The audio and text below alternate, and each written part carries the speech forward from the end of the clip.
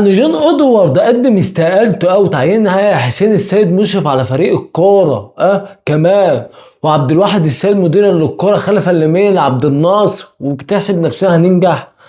ده احنا اللي بنعمل الصراعات، احنا اللي بنعمل المؤامرات مع نفسنا، احنا اللي بنعمل الصراعات مع نفسنا. اقسم بالله دي يعني مش دي مؤامره خارجيه، لا دي مؤامره داخليه. يعني والله العظيم انا مش عارف ايه احنا بنعمل ايه في نفسنا لغايه دلوقتي. يعني رحيل اصلا جون ادوارد بسبب ايه بقى؟ يعني بسبب ايه دي؟ عشان الراجل بيطلب بتوفير ميزانية واضحة مستحقات اللعيبة، والتعاقد مع مدير فن أجنبي بمواصفات معينة عشان الدنيا تنجح، عشان اللي حصل الموسم اللي فات ما يحصلش الموسم ده. يعني الراجل ما بيطلبش حاجة زيادة عن أي واحد طبيعي، إنسان طبيعي عاوز يوفر فلوس، ميزانية، مستحقات اللعيبة، مدير فن أجنبي. أما بقى الإدارة وحسين لبيب شايف إن معتمد جمال ده هو ده، بس احنا خدنا الدوري بيه، هو ده اللي هيكسر الدنيا، هو اللي هيقطع الدنيا، هو دي اللي مش عارف ايه، لازم نوفر فلوس. ما انت مش هتجيب لعيبه، هتوفر فلوس اكتر من كده ايه؟ اصل بيقول لك ان الزمالك مطلوب منه كل شهر يدفع مليون دولار، لا بسبب ايقاف القيد والقواضي اللي علينا. لا والله. ايه عشان كده هيعينوا مين بقى؟ الكابتن حسين السيد مشرف على الكوره كجزء عشان الراجل يدفع، الراجل معاه فلوس، الراجل هيدفع مديونات، هيدفع فلوس هو والكابتن. طبعا مين بقى؟ الكابتن التاني الكابتن ممدوح عباس. ادفع يا كابتن ممدوح عباس هو اللي ماشي النادي والله. والله المشاكل بينه وبين جون ادوارد بقاله من اول الموسم اللي فات، وكنت عارف انه هيمشي.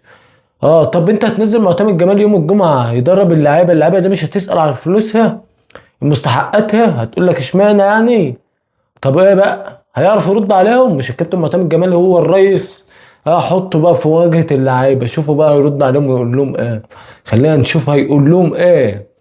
اه اقسم بالله احنا اللي بنهدر نفسنا. الزمالك واقع في وسط ناس فاسدة، ناس مش مقدرة الزمالك، مش مقدرة الزمالك. سيبك بقى من بقى اخوان بزيرة والناس دول، الناس دول اللي هيشيلوا نادي الزمالك. انت هتعرف افريقيا السنة الجاية ازاي؟ انتوا جيتوا ليه ومسكتوا النادي لما انتوا مش قادرين تمسكوا النادي؟ انا عاوز افهم بس سؤال بسيط. يعني ما بتحبوش الاستقرار، ليه ما بتبنوش على النجاح؟ انا عاوز افهم ليه نهدم كل حاجه ونبدا من الصفر؟ ما هو ده اللي هيجنني. ليه ما بتبداوش صح؟ ليه ما بتبنوش على الصح؟ تبنوا على النجاح يا جدعان، نبنوا على النجاح يا جدعان، نبنوا على النجاح. ده اللي جاي اقسم بالله سواد، اقسم بالله اللي جاي. اوعى تحسب بقى ان الهدوء بتاع السنه اللي فاتت دي ما عادش هنتنازل. يا كابتن حسين روح نام بقى، ما تسيب النادي يا عم، ما تقرفناش، اقسم بالله ما تقرفناش.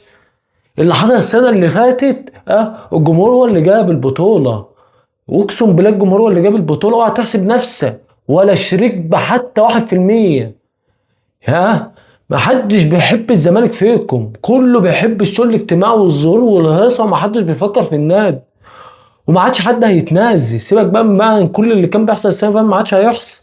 شريك نادي الزمالك الوحيد جون ادوارد وعبد الناصر اللي كانوا ممشيين الدنيا، وناس قافلين على النادي وبيحاولوا يدفعوا فلوس. مين جابهم الشخصي عشان يمشي اللي حصل السنه اللي فاتت؟ عشان كده كسبنا الدوري. غير كده عشان ربنا بيدي لكل مجتهد النصيب. الراجل ده اجتهد فربنا اداله، ولا اكتر ولا اقل. كانت ماشيه بدعاء ربنا، واقسم بالله الناس كانت بتدعي وهي بتصلي. يعني ايه في ايه؟ احنا مش نادي طبيعي نكمل على اللي حصل السنه اللي فاتت ونشوف محتاجين ايه. اما قررنا ايه؟ المجلس يقوم قايم النهارده يقول لك يا عم مصلحه نادي الزمالك دي في الفيسو، المهم ناكل حته من التورته، المهم احنا نكون مبسوطين، المهم الشو الكروي لينا، المهم الشو. احمد سامي يطلع لي بقى في الاعلانات والتلفزيون ويطلع يقعد يتكلم.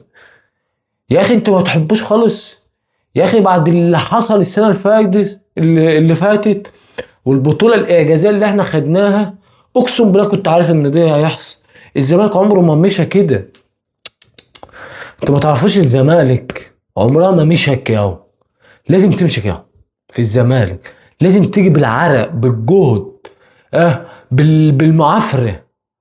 لازم يعني تموت نفسك عشان الحاجة تيجي، لازم تدي مجهود 400% عشان الحاجة تيجي، عشان الحاجة تتعمل، عشان الحاجة تيجي بالحظ. ما بتجيش ابدا يعني يعني بخطوات. لا لا لا لا، مفيش الكلام من ده. الزمالك لازم بص بأي يعني ايه كده، يعني الفوز بيكون فوز لحظي، فرحة لحظية، كل حاجة لحظية، مش مبنية على ثوابت، ولا النجاح مبني على ثوابت. اتفرج على النادي الأهلي يا أخي، يا أخي حاجة تحزن يا أخي اللي احنا فيه يا أخي. يا أخي احنا في وسط ناس نصابين عاوزين منفعتهم الشخصية بس، ما فكروش إلا في نفسهم. النادي منهوب طول عمره منهوب. أقسم بالله اللي حصل السنة اللي فاتت دي احنا بنقول إيه دي؟ إعجازي. احنا في وسط ناس نهبة النادي، اهم حاجه مصلحتهم الشخصيه والشو الاعلامي. يا اخي انا نفسي افرح يا اخي، يا اخي انا نفسي افرح يا اخي، يا اخي انا نفسي ابعد عن الصراعات اللي احنا فيها. نفسي اكون زي الجمهور العادي، اروح اتفرج على التلفزيون واشجع في الاستاد وخلاص. ابعد بقى عن المشاكل الاداريه والمشاكل الماليه، وان النادي الارض اتخذت، وان مفيش قواضي، وان احنا نلعب في افريقيا لغايه السنه الجايه، ولسه بس 20 يوم، ولسه ما عملناش اصلا فتره اعداد، وما نعرفش مين المدرب ومين اللي هينزل يدرب. يا اخي انا نفسي ابعد يا اخي، نفسي ما اعرفش اصلا رئيس النادي بتاع مين.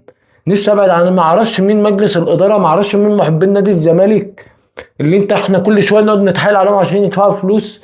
هنبعد عن الموضوع ده كله امتى؟ هنبعد عن الموضوع ده كله امتى؟